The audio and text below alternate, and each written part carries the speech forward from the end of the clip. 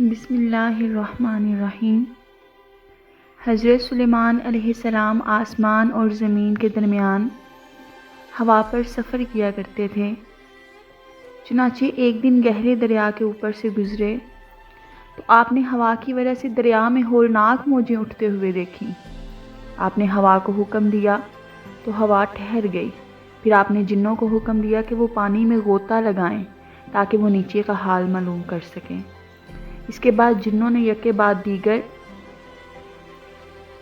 پانی میں غوطہ لگایا اور اس دریا میں نہایت ہی چمکدار موتی کا ایک کعبہ دیکھا۔ اس میں دروازہ نہ تھا۔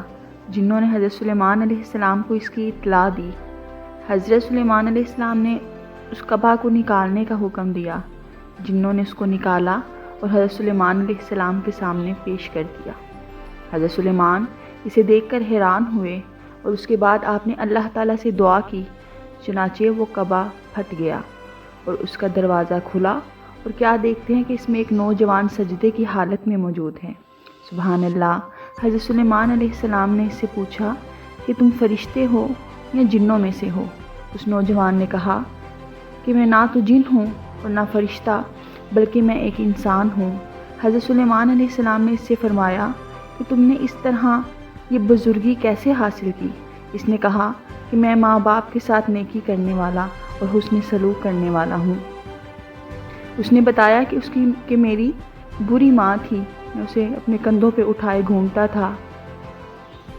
میری ماں نے اللہ سے دعا کی، اے اللہ اس کو تو سعادت عطا فرما اور میرے مرنے کے بعد ایسا مقام عطا فرما جو نہ تو زمین پر ہو اور نہ آسمان پر۔ جب وہ مر گئی تو میں دریا کے کنارے گھوم رہا تھا۔ میں نے ایک سفید موتی کا کعبہ دیکھا۔ جب میں اس کے قریب ہوا تو وہ میرے لیے پھٹ گیا۔ میں اس کے اندر چلا گیا۔